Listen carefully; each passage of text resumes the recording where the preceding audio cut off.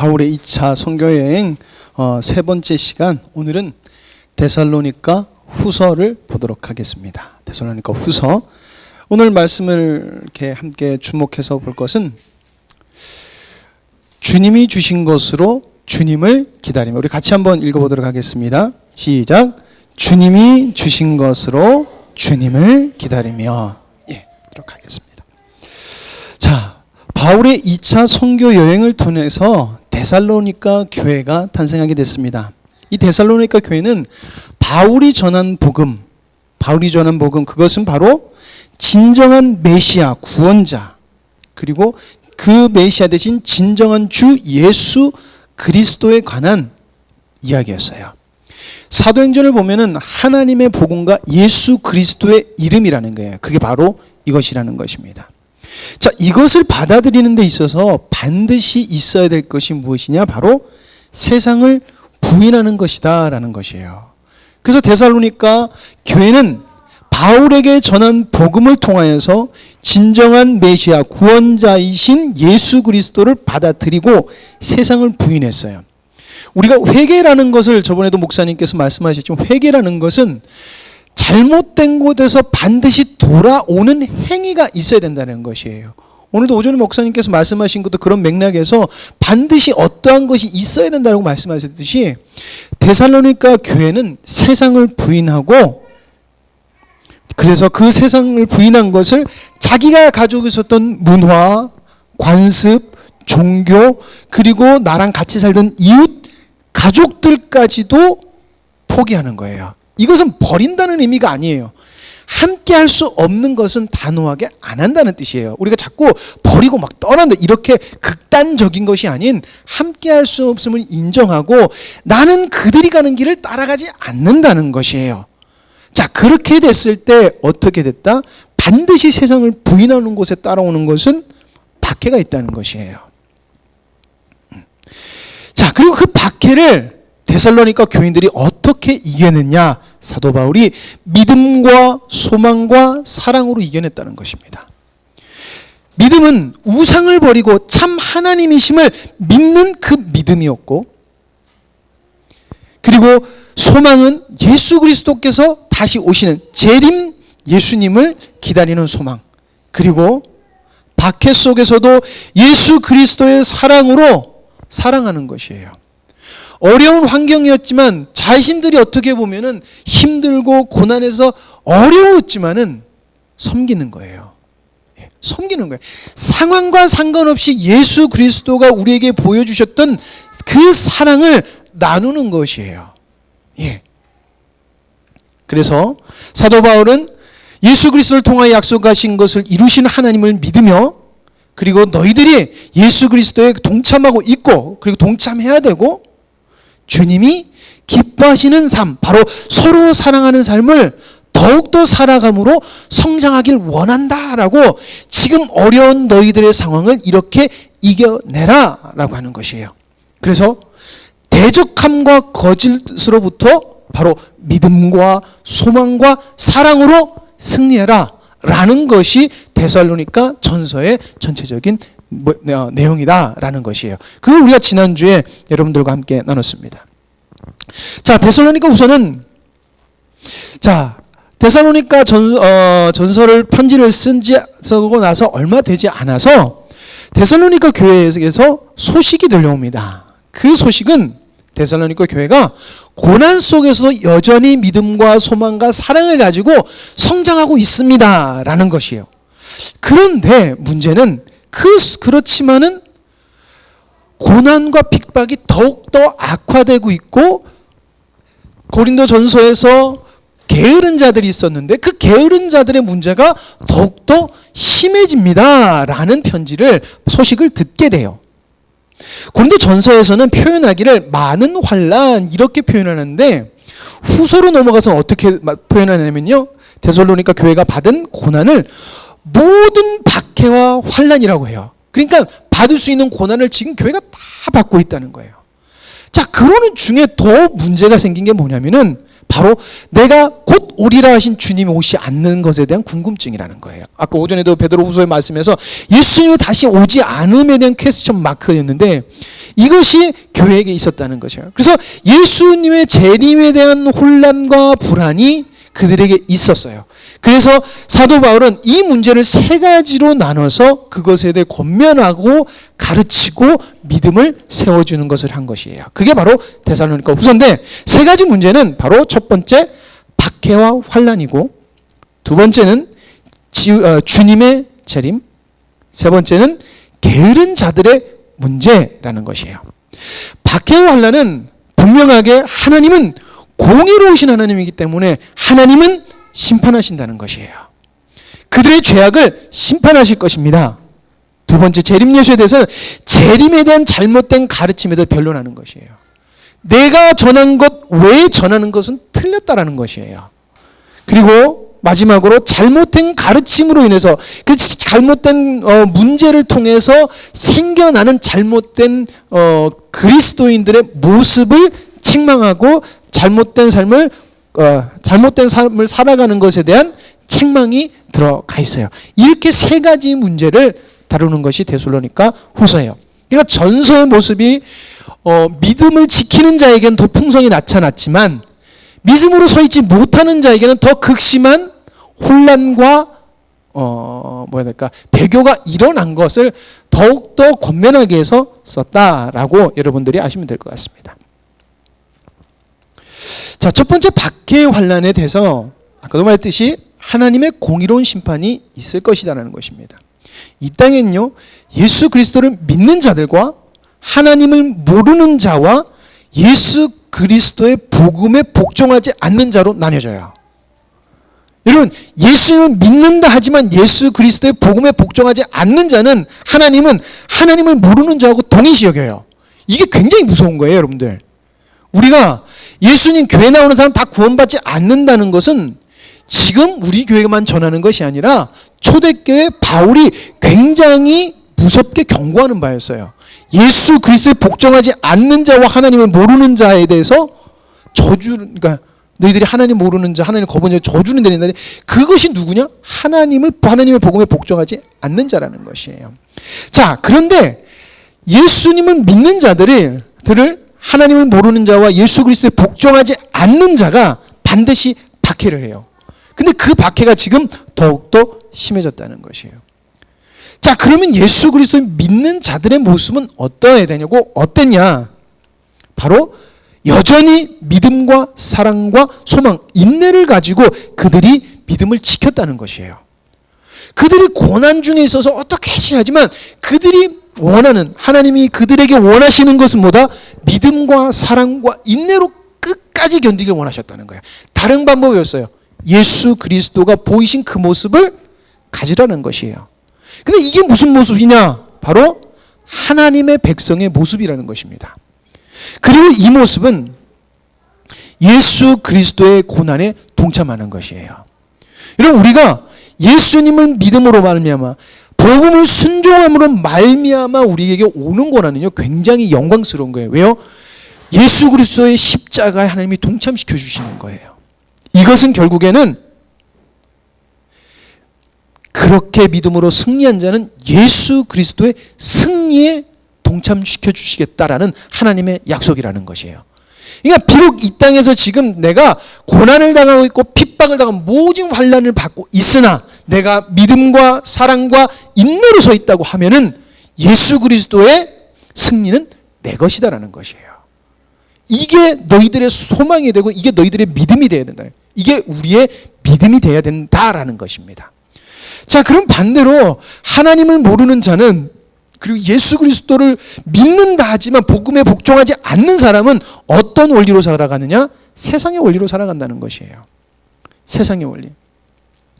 자, 세상의 원리라는 건 원리는 바로 하나님의 백성의 모습과 반대되는 세상 사망 백성의 원리예요. 그리고 이것은요, 철저하게 예수님과 상관없는 삶이에요. 그러니까 사람이 아무리 착하고 선한 일을 많이 해도 세상 원리에 속한 일은 하나님의 원리하고 맞지 않는 거고 하나님의 백성의 모습이 아니기 때문에 결국 하나님과 상관없게 되는 것이에요. 가끔가다 그런 사람이 있잖아요. 저 사람은 법 없이도 살 사람이고 정말 착한 사람이 좀 일찍 세상을 등지는 걸 보고 저 사람 참 아깝다라는 말 하지만은 인간적으로 볼 수 있지만 하나님의 복음으로 본다면 그 사람의 죽음은 여전히 한 사람의 죄인으로 죽음이에요. 예. 자, 그리고 이 모습은 결국 예수 그리스도의 승리와 상관이 없다는 것입니다. 그러니까 예수님 믿는 사람, 예수님 믿는다고 그러니까 교회 나와서 자기가 예수님을 믿는다고 착각하는 세상 원리로 살아가는 자들이 교회 안에 세상 원리로 막 열심히 뭘 하는 것은 결국에는 그러잖아요. 너와 상관없다. 난 너 모르겠다라고 하는 것이 맞다라는 것입니다. 그래서 우리는 무슨 원리로 살아가야 된다? 믿음과 사랑과 인내, 믿는 자들의 하나님의 백성의 원리로 살아가야 된다는 것이에요. 자, 그런데 하나님께서 심해진 박해를 믿는 자들에게 박해한 자들을 하나님께서 심판하신다고 그래요. 뭐라고 심판하시냐면요, 이렇게 심판하신다고 그래요. 행한 대로 갚으신다는 것입니다. 그럼 우리가 이거 생각하면 그러잖아요. 그래, 나 신나게 괴롭혔으니까 니들 다 신나게 하나님 앞에서 고난받을 거야. 이게 우리의 심보더라고요. 근데 하나님은 어떻게 심판하시는지 정확하게 사도 바울은 이야기를 하고 있어요. 행한 대로 갚으신다는 건 그들이 행한 게 뭐예요? 그들이 세상 원리대로 행한 것을 그대로 갚겠다는 것이에요. 하나님께서는. 그들이 세상 원리로 믿는 자들을 핍박한 거예요. 그런 거예요. 자, 그렇기 때문에 행한 대로 갚으신다는 것은 세상 원리로 살아가는 것에 내가 너희들에게 형벌을 내릴 거야 라고 하시는 거예요. 나에 속하지 않은 그 삶에 대해서 내가 심판할 거야. 그 모습이 뭐예요? 사도 바울이 이렇게 얘기합니다. 주의 얼굴과 그의 힘의 영광을 떠났다는 것이에요. 그냥 예수님 믿는 사람도 주님의 얼굴과 주님의 힘의 영광을 떠나서 자기 뜻대로 자기의 힘을 의지해서 살아가는 자, 즉 예수 그리스도의 복음에 복종하지 않고 여전히 나를 위해 십자가에 달려 돌아가신 그 죄를 여기고 살아가는 자들은 여전히 예수님과 상관없는 행위를 하고 있다는 것이에요. 근데 하나님께서 뭐라고 형벌을 내시면 지옥 간다라고 얘기 안 하세요. 뭐라면요, 예수 그리스도와 상관없다라고 하신다는 거예요. 나도 너희들 몰라라고 하신다는 것이에요. 그게 지옥이라는 것이에요. 그냥 여러분, 지옥이라는 것은 저기서 굉장히 부자가 좋은 거 먹고 좋은 거 즐기고 화려한 거 입는 것도 지옥일 수 있는 거예요. 왜? 하나님과 상관없으니까. 그런데 좋은 거 먹고 좋은 거 즐기는 게 우리 눈에 부러워 보인다는 것은 우리가 그만큼 세상을 동경한다는 거예요. 예수님 믿는 사람도요, 좋은 거 먹을 수 있고요, 좋은 거 입을 수 있어요. 저는 그래요. 교회 다니는 사람은 품행이 단정해야 돼요. 외모가 단정해야 돼요. 왜요? 덕을 위해서. 예. 꾸미는 꾸미는 건 나쁜 거 아니에요. 꾸미는 거 좋은 거에 꾸미셔야 돼요. 근데 뭐예요? 세상에게 보음직도 하고 먹음직스럽다는 거예요. 그래서 하나님의 원리대로 살아가는 것이 아니라 세상의 원리를 쫓아 살아간다는 것이에요. 이게 나중에 게으른 자들하고도 연결이 돼요. 그런데 여러분들 아셔야 돼요. 아무리 즐거운 곳이라도 주님이 없는 곳은 지옥이고요. 아무리 핍박이 있고 괴로움이 있는 곳이라도 주님이 있는 곳은 천국이에요. 그게 천국과 지옥의 논리여야 돼요. 우리는 그래서 아무리 힘들고 지치고 괴롭고 핍박이 온다 할지라도 주님을 잃지 않는 것을 반드시 이 땅에서 경험해야 돼요. 그래야지 주님이 주신 평화를 누리고 아까 찬양했던 것처럼 우리가 미래의 소망을 두고 살아갈 수 있는 것이에요. 사도 바울이 그래야 된다라는 것이에요. 환난에 대해서 내가 너희들 힘든 거 안다. 정말 너희들 힘든 거 안다. 야, 나 돌에 맞아 죽을 뻔했다 그랬잖아요. 죽어서 버린 줄 알아. 근데 이게 그리스도의 고난에 동참하는 것이고 이게 승리다. 예수 그리스도의 승리에 동참하는 것이다. 너희들이 힘들지 알지만 이겨내라. 그리고 그 이겨낼 힘 너희들에게 주셨잖아 라는 것이에요. 여러분, 지옥에 대해서 천국에 대해서 바르게 알아야 될 줄 믿습니다. 자, 박해와 환난 속에도 부르심에 합당한 삶, 이것은 진정한 백성, 진정한 하나님의 아들, 하나님의 신부, 십자가의 복음으로 사는 삶을 살아감으로 통해 하나님께서는 영광 받으시고 그의 백성들은 그의 영광을 반드시 함께 누릴 것이다 라는 것이 박해와 환난에 대한 사도 바울의 결론이에요. 예. 자, 두 번째는 주님의 재림입니다. 주님의 재림. 주님의 재림에 대해서 잘못된 가르침은 여러분 지금만 있는 것이 아니에요. 잘못된 가르침은 예수님이 승천하신 20년 정도 뒤부터는 계속해서 끊이지 않고 왔어요. 예. 근데 참으로 어리석게도 사람들은 거기에 엄청나게 넘어가요. 엄청나게 넘어가요. 자, 이런 말들을 합니다. 주의 재림이 벌써 임했다. 사도 바울이 그러는데 주의 재림이 임했다. 이렇게 선언하는 사람이 있는 거예요. 그리고 몇 월 며칠에 주님이 오신단다. 사도 바울이 말했는데 몇 월 며칠 주님이 오신다고 얘기했었어. 이것은 악에 대한 최후의 심판이 임했다라고 얘기하신 거고, 그래서 이것에 대한 소리를 듣고 사람들이 주님이 오셨다고? 그러면 우리 믿음으로 이겨낸 우리들을 버리신 거야? 이러한 절망과 두려움을 갖다 주는 소문이, 재림에 대한 소문이 퍼졌다는 것이에요. 여러분, 종말론에 대해서 알고 계십니까? 종말론. 여러분, 시한부 종말론이라고 들어보셨어요? 예, 안 들어보셨군요. 그럼 여러분들은 꼬꼬무를 안 보신 거예요. 꼬꼬무가 뭔지 아십니까? 모르시는군요. 여러분 텔레비를 안 보시는구나. 텔레비에서 옛날에 다미성교원에서 몇 월 며칠 날 예수님 재림하신다. 그래서 흰소복 입고 뉴스까지 타면서 쫙 했다. 그날 안 오셨잖아요. 그렇죠? 옛날 일이라서 다 잊어먹으셨군요. 여러분, 좀 아셔야지. 좀 재밌고 그러는데. 다미성교원이라는 이단이 어떻게 했냐면 예수님께서 몇 월 며칠 날 날짜를 정해놓고 그날 오셔서 믿는 자들을 싹 데리고 가신다라고 얘기했다는 거예요. 이게 뭐냐면은 여러분, 날짜 몇 월 며칠 날 오신다. 이게 바로 시한부 종말론이에요. 이거는 잘못된 것입니다. 자, 여러분, 하나님의 교회도 이 논리를 따른다 그래요. 근데 자기는 아니라 그런데요. 근데 이 논리로 간다 그래요. 자, 그리고 조건부 종말론이라는 게 있어요. 조건부 종말론은 뭘까요? 이게 바로 신천지가 말하는 거예요. 신천지가 말하는 게 뭐예요?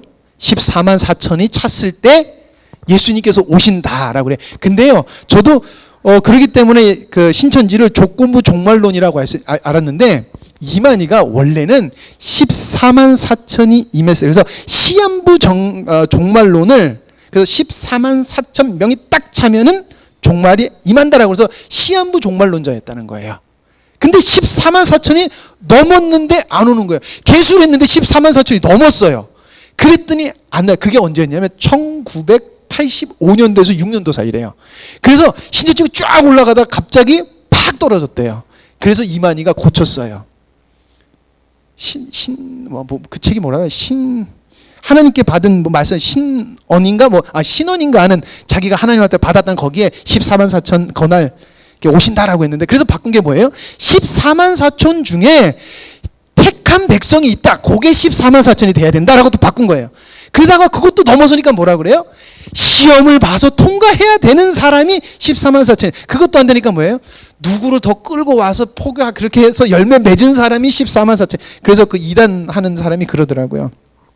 이만희의 적은 개신교, 장로교가 아닌 이만희의 적은 이만희다라고 보시면 될 것 같아요. 그래요. 왜? 절대 예언자는 자기 말이 틀리면 안 돼요. 번복하면 안 돼요. 우리가 하나님의 말씀을 믿을 수 있는 것은 뭐냐면, 하나님의 말씀은 조금도 변하지 않아요. 조금도 변하지 않아요. 1.1핵도 바뀌지 않아요. 그래서 하나님께서 뭐래요? 이거를 조금 더 가는 자들이나 더하는 자들은 저주를 받을지어다라고 그런 거예요. 예. 여러분, 예. 근데 이런 것이 벌써 언제부터 있었냐? 예수님이 떠나신 지 얼마부터? 바울이 복음을 전할 때부터 있었다는 것이에요. 주님께서 주님의 재림에 대해서 말씀하신 것이 있는데, 이건 나중이구나. 자, 주님의 재림은 여러분들 무엇이 돼야 되냐면은 믿는 자들의 소망이 돼야 돼요. 여러분, 소망이라는 것은 기쁩니까? 두렵습니까? 소망은요, 기쁜 거예요. 그 두려움이 돼서는 안 돼요. 그런데요, 잘 보세요.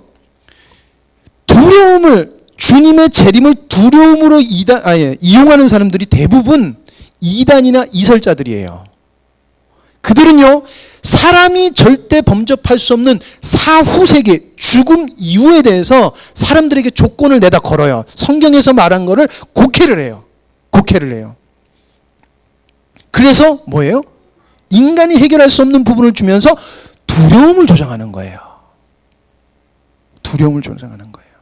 바로 잘못된 구원론. 그러기 위해서 뭐가 필요해요? 거짓된 구원자 교주 교리가 필요한 거예요. 그래서 계속해서 교주가 나타나고 그 교주가 틀린 건 알았음에도 불구하고 계속해서 믿게 되는 거예요. 틀렸지만 저 사람도 인간이니까 틀릴 수 있어. 그러나 난 여기 속해야 돼. 김현옥 목사님인가 그 신천지에서 나왔던 그 대표적인 신천지를 이렇게 해서 활동하시다가 20년이란 신천지 활동하시다가 나오신 분이 그러시더라고요. 그 간증을 하시더라고요. 자기가 그때 나왔으면 20년이라는 세월 허송 생활 안 했을 텐데 그때 그거를 알고도 그게 믿어지지 않더래요. 자기 이만희가 틀렸다는 게 믿어지지가 않더래요. 이만희가 하는 말이 믿어지더래요. 자기는 그래서 20년이라는 세월을 헛보냈다. 왜? 이 구원이라는 두려움 때문에. 여러분 이것은 가만히 보니까 절대적 인본주의예요. 여러분 우리가 천국 가고 싶은 것 다들 예수님 믿을 때 천국 가고 싶어서 예수님 믿어요. 예수님을 사랑하지 않지만 예수님을 부인하지 못하는 사람들 대부분 보면요. 지옥 가기 싫어서 예수님 거절 못하는 사람 되게 많은 것 같아요. 제가 그 사람들 마음속으로 다 들어가지 못했지만 여러분 분명히 주님께서 우리들에게 말씀하신 것이 명확하게 있는데도 불구하고 왜 잘못된 것에서 눈이 열리냐. 바로 절대적인 인간을 사랑하는 인본주의가 그만해. 자기 사랑함이 똘똘똘 뭉쳤다는 거예요. 그러니까 거짓이 안 보이고 자기에게 이익이 되는 것이 보인다라는 것이에요.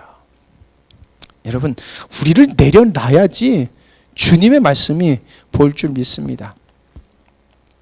자, 주님의 재림에 주님께서 분명히 말세에 징조를 주시겠다라고 했어요. 그것은요, 강력한 힘을 가진 자들이 자꾸 출현할 것이라는 거예요.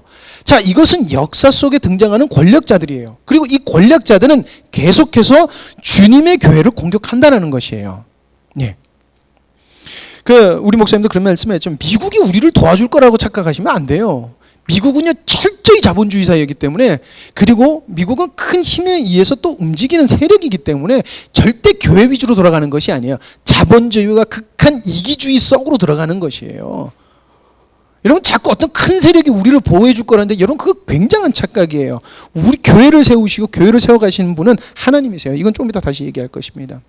그러니까 여러분 우리를 도와주는 것 같지만은 우리에게 헛된 평화를 갖다 주고 헛된 안식을 갖다 줌으로 교회가 주님에게서 멀어져 가게 하는 것은 다 공격이에요. 그리고 그들은 하나님을 대적하는 것이에요. 그리고 여기에는 반드시 주님의 심판이 임한다는 것입니다. 이게 우리의 소망이어야 된다는 것이에요. 자, 그래서 사도 바울은 종말론적인 추측이 아닌 소망을 가져야 된다고 이야기하는 것이에요. 여러분 종말론에 대해서는 추측이 돼서는 안 돼요. 예수님은요, 하나님은요, 하나님의 말씀하신 것을 정확하게 날짜를 안 맞추신 것도 있어요. 하나님이 능력이 없으셔서요? 하나님이 착각하셔서요? 아니에요. 하나님은 너희들 스스로의 머리에 판단하고 나의 수를 개지 말라는 거예요. 나의 말을 믿으라는 거예요. 여러분 하나님이 능력이 없어서 하루 이틀 늦으시겠어요? 아니에요. 내가 나의 사랑함을 너희들이 이해하지 못하는 나의 사랑함으로 너희를 품고 있으니, 아까 5절 말씀 그랬잖아요. 하나님은 끝까지 인내하셔서 믿는 자들, 나의 원수라고 하는 그들조차도 하나님을 멸망하기 원치 않는 하나님이시라는 것이에요. 그게 하나님의 그 소망을 바라보라는 것이에요.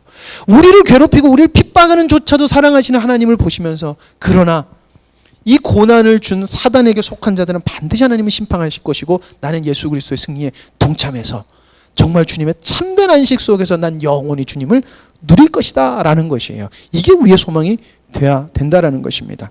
자, 그리고 주님께서 종말의 징조에 대해서 말씀하셨어요. 마가복음 13장에 말씀하셨는데 재림 전 징조가 있다고 했어요. 재림 전 징조.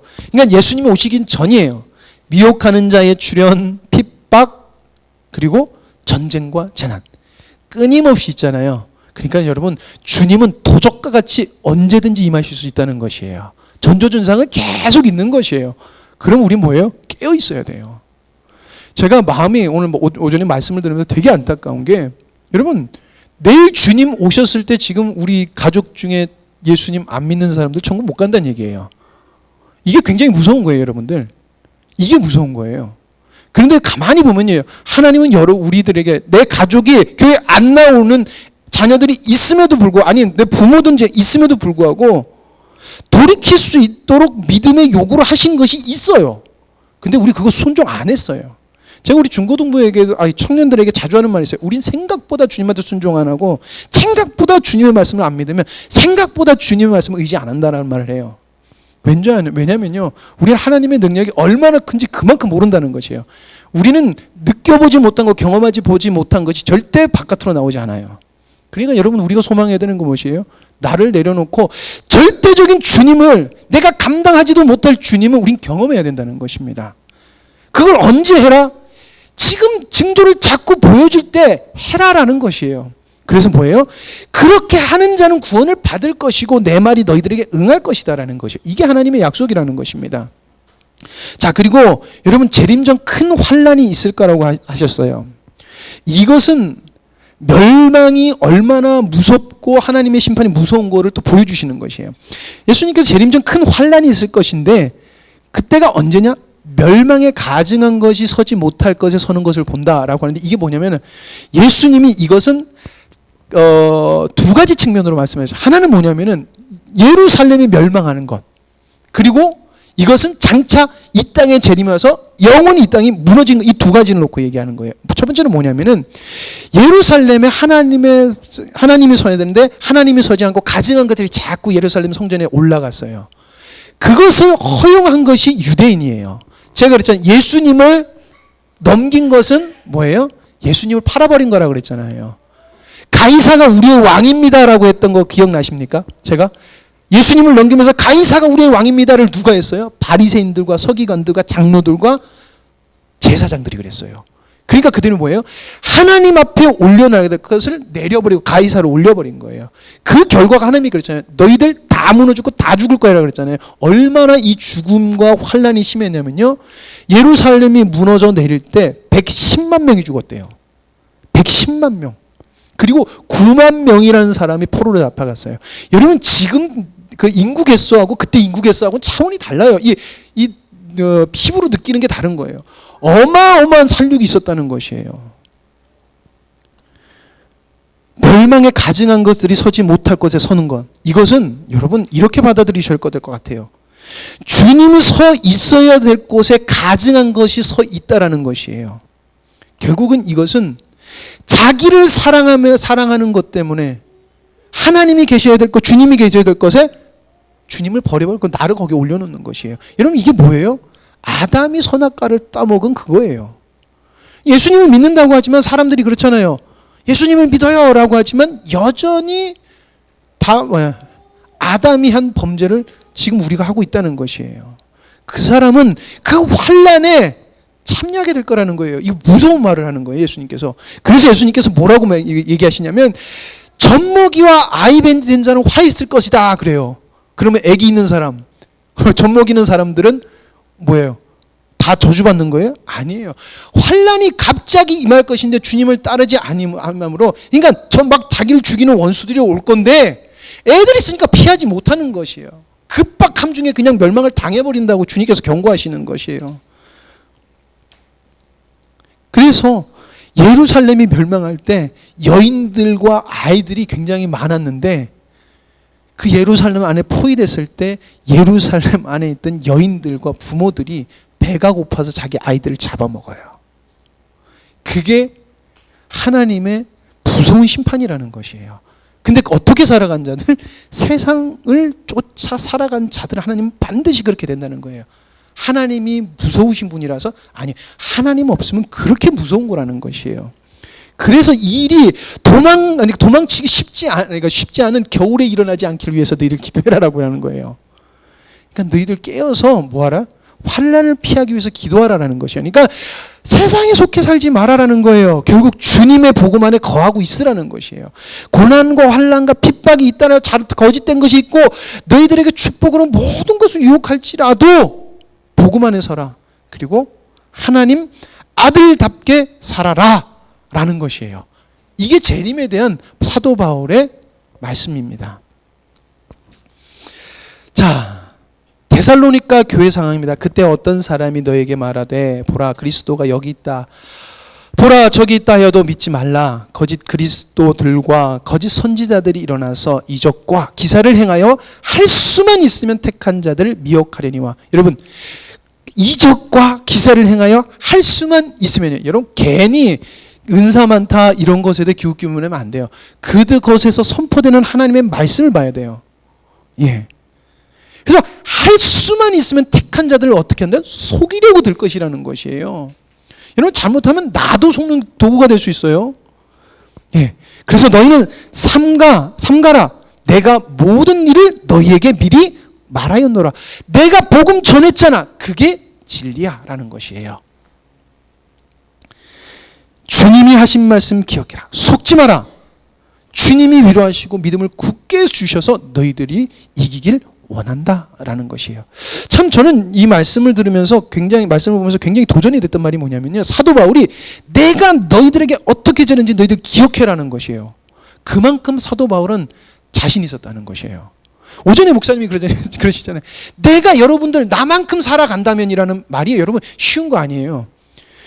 여러분, 목사님이 살아가신 인생을 제가 계속해서 되돌아봐요. 왜냐면요, 옆에 살았기 때문에 되돌아봐요. 솔직히 겪고 싶지 않아요. 여러분, 저기 반대로 얘기할게요. 여러분들에게 그런 아픔이 있으면 여러분 주님 믿으실 거예요? 목사님이 강하신 이게 앞으로 있어도 여러분 믿으실 거예요? 네라고 하지만 그건 내 쉬운 거 아니에요, 여러분들. 네라고 하지만 내 쉬운 게 아니라는 것이에요. 근데 목사님이 고뇌하시면서 주님을 바라보셨을 때 주님이 인도해 주셨어요. 예. 그래서 저는 그거를 보려고 그래요. 주님이 순종하셨더니 우리 목사님이 내가 주님은 절대 못 놓잖아. 주님이 오라라고 가시면서 믿음을 일치하셨던 거, 그걸 보는 거예요. 그거의 결과는 제가 봤을 때 모든 것이 선했어요. 인간이 어떻게 판단하든지 저는 하나님은 우리 목사님에게 선한 것을 주셨어요. 그래서 저는 그걸 보는 거예요. 그게 내 하나님이 되길 원하고, 목사님 하나님은 나의 하나님이에요. 그래서 저도 그렇게 기도하는 거예요. 예, 전 그렇게 될 줄 믿습니다. 여러분, 고난 속에도 교회가 탄생해요. 신기해요. 여러분, 교회는 평안한 중에 탄생하는 교회는 있어요. 신기하게도 고난 속에도 교회가 탄생해요. 그리고 교회는요, 진정한 교회는 고난을 이겨요. 왜 그럴까요? 교회는 하나님이 세우셔서 그래요. 칼빈이 아주 멋있는 말을 했어요. 뭐라고 했냐면요, 교회가 지금은 인간의 악으로 인하여 고통당하고 있으며 세파에 휩쓸려 난파하기도 하고 여러 조각으로 갈래갈래 찢겨져서 이 세상에서는 안정을 찾을 수 없는 것 같지만, 딱 지금 상황하고 똑같잖아요. 이게요, 400년 전 500년 전하고 지금 상황과 똑같다는 것이에요. 그러나 우리는 희망을 버리지 말아야 합니다. 왜냐하면 주님이 교회를 불러 모으신 것은 인간의 방법이 아니라 하나님의 권능에 의해서 이루어지는 것이며, 그 권능은 그것을 가로막는 모든 방해물보다 훨씬 우월한 것이기 때문입니다라는 것이에요. 이게 칼빈의 믿음이에요. 여러분, 칼빈은 정말 대단한 사람이에요. 칼빈 정말 대단한 사람이에요. 그분은요 믿음으로써 나라를 세운 사람이에요. 그분이 있었던 데는 제네바라서 작은 동네예요, 여러분. 유럽을 발교시켰는데 그분이 있었던 곳이 작은 곳이고요. 되게 재밌는 건 뭔지 아세요? 제네바 교회에서 한번 쫓겨났댔어요. 하도 어려운 말씀을 전하니까 야, 너 싫어 하고 쫓겨나갔다가 믿음으로 피폐해지니까 다시 제발 한번 와주세요. 다시 제네바로 와서 다시 사역하셨어요. 그러니까 아픔도 있으신 분이에요. 근데 그분이 하나님께 받은 것을 전했다는 것이에요. 목숨 걸고 세웠다는 것이에요.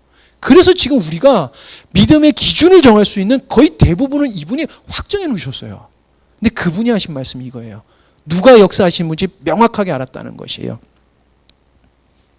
네.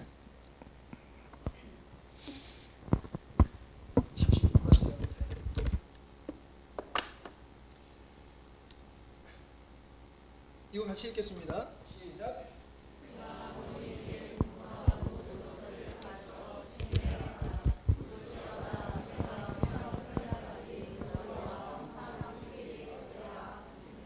여러분들 주님께서 뭐라고 하시냐면은 내가 너희와 항상 함께 있을 때니까, 끝까지 함께 있을 때니까 너희들은 뭐하라? 분부한 것을 지켜라는 것입니다. 어떠한 상황이 있지는데 내가 너희와 함께 하니까 내가 분부한 것은 너희 속에서 반드시 이루어질 거야. 이게 하나님의 약속인 것이에요. 그래서 교회는 고난 속에서도 탄생하고요, 고난을 이길 수 있는 것이 교회예요. 예. 안 먹네 계속. 자, 여기서 갑자기 게으른 자들의 문제를 사도 바울이 이야기를 해요. 여러분, 잘못된 가르침으로 잘못된 신앙을 살아가는 자들이에요. 여러분 잘 들으시기 바랍니다. 무책임하고 일하기를 거절하는 자들을 통해서 사도 바울이 경고했어요. 이것은 데살로니가 전서에서도 경고한 자들이에요. 근데 이들에 대해서도 데살로니가 전서에서도 게으름에 대해서 공고하고 그 모습에서 돌이키라라고 이야기를 했어요. 근데 거기서 게으른 자들이라는 것은 뭐라고 그랬냐면, 제가 믿음의 낙오자라는 것을 말한 거예요. 여러분들 지금 여러분들, 우리는 보세요. 여러분들도 저희들이 말씀을 들으면서 주님이 오실 때가 오는구나라는 것과 주님이 도적같이 임하실 거라는 거 우리 마음속에 확 오면서 경각심이 임하죠. 그렇죠? 그렇죠? 그럼 우리가 어떤 생각을 해요? 우리 믿지 않는 가족들. 근데요, 믿지 않는 가족들은 이 말씀 통해봤자 아무렇지도 않아요. 교회를 다니지만 예배를 사모하지 않고 주님을 사모하는 자는 이거 얘기해봤자 남일이에요. 뭐예요? 믿음에게 낙오자라는 것이에요. 근데 그런 자들이 어떻게 살아가느냐라는 것이에요. 어떻게 살아가느냐. 자, 그들이 자, 잘못된 세상 논리로 살아가는 자들에 대해서 이야기를 하는데 로마의 후견인 제도를 이야기할 것이다 라고 하더라고요. 이게 뭐냐면은 후견인과 피후견인이라는 제도였는데 뭐냐면 일종의 하수인이고 심부름꾼이에요. 뭐냐면 돈 많은 부자들이나 아니면 귀족들이나 하수인을 두는 거예요. 후견인, 피후견인. 그래서 돈 많은 사람은 후견인, 그리고 피후견인을 둬서 돈 많은 사람이 일을 시켜요. 야, 가서 뭐 좀 사와. 그러면요, 사오는 거예요. 거기서 잔돈을 자기 갖는 거예요. 갖는 거예요. 그러면은 그 사람이 일을 시킬 때는 일거리가 있고 일을 없을 때는 그냥 굶고 있는 거예요. 근데 그게 굉장히 편한 거예요. 자, 그리고 후견인이 가끔 가다가 심부름을 시킬 때, 그리고 그 당시 시대 상황일 때 후견인들이 대부분 안 좋은 것들, 음탕한 것들, 나쁜 것들, 부도덕적인 것들을 굉장히 많이 시켰다는 것이에요. 그러면 이 사람들은 그거 해주는 대가로 돈을 좀 더 받거나 그거를 통해서 자기의 생활을 이어갔다는 것이에요. 근데 그것을 사도 바울이 경고를 하는 것이에요. 왜 그러냐면, 여기 왜 무서우냐면은 이 당시에 이 삶은요, 아무렇지도 않은 것이었어요. 즉 뭐냐면요, 잘못된 세상 풍조지만 그때 세상 풍조이기 때문에 그 사람들은 그때는 몰라요. 그러나 성경에 봤을 때는 이거는 반드시 잘못된 세상 풍조예요. 근데 그 사람들이 믿음으로 쓰는 것이 아니라 그냥 잘못된 세상 풍조에 휩쓸려서 살아가더라는 거예요. 왜요? 잘못된 이단들에 대한 이야기와 여러 가지 핍박들에 대해서 거기서 멀어지고 그냥 대충 살아가더라는 거예요. 근데 이 대충 살아가는 자들에 대해서 사도 바울이 뭐라고 경고하냐면은, 야, 내가 언제 너희들에게 돈을 요구한 거 있냐? 너희들 나를 도우라고 한 적 있냐? 나도 열심히 일해서 내가 너희들에게 복음을 전하지 않았느냐? 나를 보고 배우라는 것이에요. 여러분, 이게 교회의 바른 모습이라는 것입니다. 교회는 절대 세상 풍조를 쫓아가면 안 돼요. 그 대신 교회는 열심히 살아가야 돼요. 교회는 열심히 일해서 자신의 필요를 채워야 돼요. 그리고 나아가서 다른 이들에게 유익이 되는 삶을 반드시 살아야 돼요. 그래서 교회 다니는 사람은 열심히 살아야 돼요. 쉽게 말하면 우리 목사님 그러잖아요. 돈 많이 벌어서 정말 주님이 쓴다고 할 때 좀 우리 씁시다 라고 하잖아요. 근데 우린 다들 돈을 벌 때, 그래, 어떤 분이 그러잖아요. 하나님, 저에게 11조 100만 원을 할 수 있는 재정을 허락하여 주시옵소서. 그러면 뭐라 그래요? 900만 원은 누구 거? 아니, 그래도 또 인심 써서 100만 원 또 헌금으로 들어가. 그럼 800만 원 누구 거? 내 거예요. 다들 어디 관심이 많다 그래요? 1000만 원의 11조는 적어도 800만 원 내 거. 이게 인간의 논리더라고요. 저는 가끔 가다 하나님은 왜 나에게 돈을 주시지 않을까? 그러면 저도요, 보면요, 세상에 갖고 싶은 게 참 많더라고요. 인터넷을 봐도 갖고 싶은 거 많고, 지나가다 봐도 갖고 싶은 거 많고, 지나가다가 좋은 건물을 봐도 아유 나도 저런 데 살고 싶고, 저도 모르게 내가 먼저 갖고 싶은 게 보이더라는 것이에요. 뭐 한 예로지만 정말 우리가 하나님 앞에서 재정적인 것이 아무렇지도 않다고 하면 하나님이 과연 우리에게 주시지 않을까? 쉽게 말하면 그래요. 여러분들이 돈에 매이셨다 그러면 여러분들 절대 돈에서 자유로울 수 없다는 얘기예요. 여러분 돈에 우리가 열심히 사는 이유는 돈에 매여서 열심히 사시는 거예요? 아니면은 주님이 원하시는 삶을 사시기 위해서 돈에 열심히 사시는 거예요? 여러분 돈에 매이시면은 안 될 줄 압니다. 예. 돈에 매이시면 안 돼요, 여러분. 돈에 매이는 건요. 돈은 일만하게 뿌리라고 그랬어요. 일만하게 뿌리라고 그랬어요. 여러분 돈에 매이신 분들은 여러분 철저히 돌이켜 보세요. 그 돈이요. 여러분들을 갉아먹어요. 예, 여러분들 갉아먹습니다. 돈 많으면요 좋을 것 같아도요 독약이에요. 근데 주님 앞에서 그 돈이 아무 의미 없는 사람한테는요 그 돈은 진짜 무용지물이기 때문에 하나님은 주실 수 있다는 거예요. 어떻게 보면 그런 사람 참 편히 사시더라고요. 주님이 채워주신 거 넉넉하게 사시더라고요. 근데 그런 분들 보면은 돈에 욕심이 없으시더라고요. 예. 데살로니가 후서 요약을 하면 그렇습니다. 주님의 재림은 믿는 자의 소망이지 두려움이 돼서는 안 됩니다. 여러분 주님이 오시는 건 우리의 소망이 돼야 돼요. 소망이 돼야 될 줄 믿습니다. 그래서 여러분들 예수님의 가르침이 무엇인지 반드시 기억해야 됩니다. 예수님의 가르침, 그리고 바울이 가르치는 것을 기억하지 못하면 우리는 반드시 무너집니다. 박해와 환난, 예수님은 공의로우신 분입니다. 그래서 여러분 하나님을 대적한 자는 반드시 멸망할 것입니다. 그러나 끝까지 믿음을 이긴 자는 하나님의 승리에 동참합니다. 이 땅에서 비참하게 죽을 수도 있어요. 그러나 그 사람의 승리는 예수 그리스도의 승리에 동참하는 것이에요. 우린 영원히 주님 품에 사는 것이에요. 근데 그것을 이겨낼 수 있도록 우리가 기도해야 돼요. 저도 그런 믿음 없는 것 같더라고요. 그래서 전 믿음 달라고 기도합니다. 자, 게으른 자들의 문제입니다. 세상 풍조에 휩쓸려 가지 말아라는 것입니다. 믿는 자의 열심히 사는 것은 여러분 마땅한 것이고요. 그리고 믿는 자가 열심히 살아서 섬기는 것도요 마땅한 것입니다. 이것이 교회의 모습입니다. 기도하시겠습니다. 하나님 아버지 감사합니다. 하나님 정말 우리가 주님으로 승리하는지 아버지 하나님 앞에 돌이켜보며 아버지 하나님 세상의 바쁨을 아버지 하나님 그 속에 휩쓸려 살아감으로 하나님 아버지 많은 주님께 보기에 안타까운 모습을 보이고 살아가지는 않는지 아버지 하나님 한번 돌이켜봅니다. 주님 저희들의 연약함을 긍휼히 여겨주시고 아버지 하나님 저희들 주님 앞에 사모하는 자 주님 앞에 더욱더 주님 것을 사모하는 자로서 나아갈 때 주님이 주신 것을 얻고 그 놀라운 은혜를 경험함으로 말미암아 아버지 이 땅에서 주님께서 주시는 믿음과 확신을 가지고 평안을 누리며 안식을 누리고 기쁨을 누리며 이것이 주님 만났을 때 영원히 누릴 수 있는 저희들 될 줄 믿습니다. 주님이 나의 주님이 되길 원하고 주님이 나의 구원자 되시고 나의 전부가 되길 간절히 소망합니다. 그렇게 됐을 때 우리 삶에서 역사하실 주님을 찬양합니다. 모든 것 주님께 영광을 돌리며 예수님의 이름으로 기도드립니다.